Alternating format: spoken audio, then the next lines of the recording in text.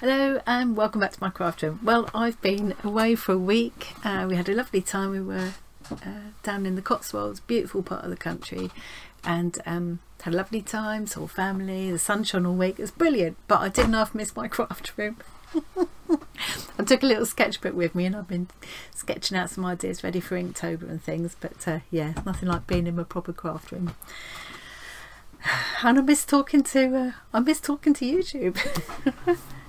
It's like missing a friend. It's like leaving a friend behind. Anyway, so one of the first things I want to do, I've caught up on a couple of things, and one of the first things I've done is come running up here to play with something. What I'm going to have a go at, I've already started sketching something out. Let's show you. I'm going to have a go at this month's prompt squad. And this was suggested by Zoe Hartist, who's a friend of mine here on YouTube actually, so I blame her for this one. And the prompt is false idols. So the first kind of thing that leapt into my mind really was media, and ironically, you know, here's YouTube. I love YouTube, don't get me wrong, but I think it can be a bit of a double-edged sword. There's lots of things I love about it. You know, I think a lot of people, and certainly I do sometimes, get too hooked up on, you know, how many people like and subscribe and all that stuff, and you know, it's meant to be fun. It's just meant to be fun for me. So you know, this one's TikTok, this one's Instagram, Facebook, YouTube, Twitter, in no particular order. I mean, the height is irrelevant. It's not what no reflection on what I think about them or anything. It's just where they happen to fit nicely. But yeah, I think sometimes you can get so caught up wanting to capture a moment for TikTok or Facebook and show everybody else what you're up to, that maybe you forget to stop and just enjoy it, and maybe get a bit too affected by it if you don't get maybe the attention you're hoping for, or if I mean, it can be really, if you get dislikes or negative comments or anything, it does shake you up a bit actually. It shouldn't do, but it kind of does. But the flip side to that is how lovely, how great it is to share what we do with people, and to get that positive feedback, you know. Anyway, so it's a bit of a controversial subject, I suppose, and I'm not gonna worry about it too much, but I think for the prompt false idols, I think these will fit the bill really nicely. I decided I wanted to create this kind of massive looking like statues, like, you know, statues of gods, massive, seen from the ground, seen from a little tiny person on the ground looking up at these huge things which we're worshipping. I will probably end up putting some little tiny people here, perhaps with selfie sticks and ring lights and things. Says me talking with a ring light over my desk, but you know. And then I'm hoping I can get some sort of the effect of kind of that they're cracking and crumbling, just to imply that they're not, that maybe they're not as important as we think they are sometimes. So I wanted to try and get this sense of perspective of seeing it from the ground. So I went on to Circle Line Art School. I'll try and remember to leave a link because he is brilliant. I think it's called Tom, the guy. And I love the way he just quietly explains and shows everything, and all kinds of wonderful drawing classes that he does, lessons that he does. So I found one about drawing a bit in 3-point perspective, where you've got 3 vanishing points, but there are some bits I struggle with, like I can't make I can do the things that are square, but I can't work out how to do it with like the shape of the F or the arrow. I can't work it out, so I've done the best I can with it. Yeah, we'll see. Once I finish gabbling, I'm gonna put you on fast forward and play some music, because I think this might take me a little while, but it's just a nice kind of thing to get me back into doing a bit of art now I'm home again. I've got a few different kinds of charcoal, so I've got some just willow sticks here, which will kind of, I can sketch out with because they'll rub off fairly easily. I've got a kneaded eraser rub ready. This is a piece of compressed charcoal, which can be a much darker line, and I won't be able to lift it so well, so I need to be a bit careful with that. I've also got these charcoal sticks that we got in a scrawler box at some point, and these Derwent graphite sticks. And I suddenly remembered I'd got this which I really enjoyed using when we had got this in a schooler, and then forgot all about it, like you do. And I really enjoyed using this wet. It looks like a tailor's chalk. It's called Art Graph, and when you wet it, it gives you this lovely opaque white, so it might be good for highlights and things. And then I've broken out a couple of brand new blend-in stumps. Thought I'd treat myself. I always make them last for ages and ages, and you can. I've got this so you can kind of sharpen them up and clean them off, but we have had a few in boxes and things, so I thought, let's treat myself, celebrate being home, and break out a couple of new ones. So that's all the stuff that I've got. I had to get my extra long ruler out to do the lines. I'm not going to explain how I did the perspective things. I know I probably won't explain it very well, but I will leave the link to Circle Line Art School, which will explain it way better than I can. So yeah, I'm going to stop waffling on now, and I'm going to have a go at this drawing.